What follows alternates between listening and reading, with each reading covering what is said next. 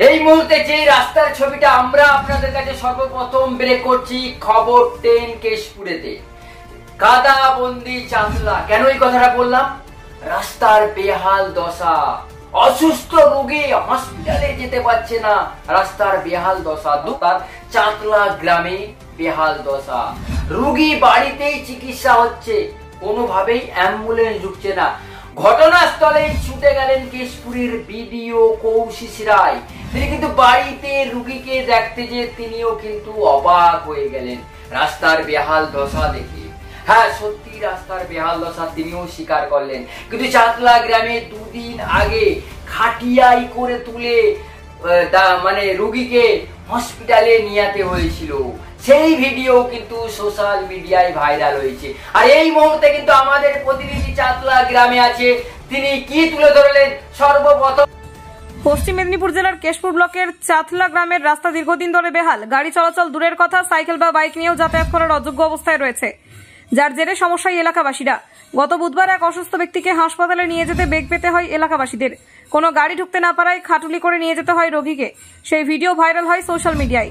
এরপর বৃহস্পতিবার গ্রামে গিয়ে দেখা যায় আরও এক অসুস্থ মহিলাকে হাসপাতালে নিয়ে যাওয়ার সমস্যার জন্য বাড়িতেই স্যালাইন দিয়ে রাখা হয়। এমত অবস্থায় খবর পেয়ে মাটির রাস্তায় ঝুঁকি নিয়ে গ্রামে পৌঁছান বিডিও এবং বিএমওইচ। অসুস্থ মহিলাকে উদ্ধার করে হাসপাতালে পাঠান বিডিও।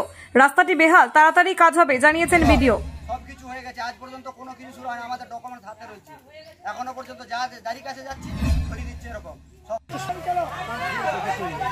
আচ্ছা বাবা, আমি হ্যাঁ থাকি বাবা, আরে পায়ে যাও কাতে কাতে। আরে বাবা, এইভাবে আমরা জীবিকা নির্বাহ করতে, একটা মানুষ বিপদ আপদ পড়লে মানুষ বেরোতে পারছে না, একটা মানুষ যদি অসুখ বসু হয় আমরা বেরোতে পারছি। জেলা প্রশাসন আজকে আমার কাছে যা খবর আছে অলরেডি এই রাস্তা ভিজিটে আসবে।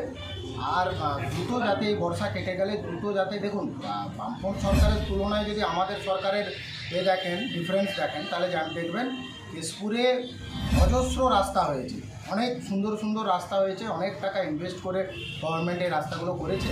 তো যেগুলো বেহাল হয়েছে সেগুলো বর্ষার পরে খুব দ্রুত আমাদের প্রশাসন এই বিষয়ে নজর দিচ্ছে এবং তাড়াতাড়ি এটা মেরামত করা হবে। এবং যেগুলো প্রয়োজন হবে ছোট ছোট নতুন করে করা, সেটা করা হবে। যেটা মেরামত করলে হবে সেটা মেরামত হবে। আমার কাছে ইতিমধ্যে খবর আছে আজকেই জেলা প্রশাসন বেহাল রাস্তাগুলোর ভিজিটে যাবে। আমরা গভর্নমেন্টের কাছ থেকে সব থেকে বেশি পশ্চিম মেদিনীপুর রাস্তা পেয়েছি এবং রাস্তা আমাদের প্রচুর তৈরি হয়েছে। 45 এবং 50 সবার থেকেই রাস্তা তৈরি হয়েছে। এখন কিছু কিছু রাস্তা এই রেনি সিজনের জন্য অবস্থা সত্যিই খুব খারাপ।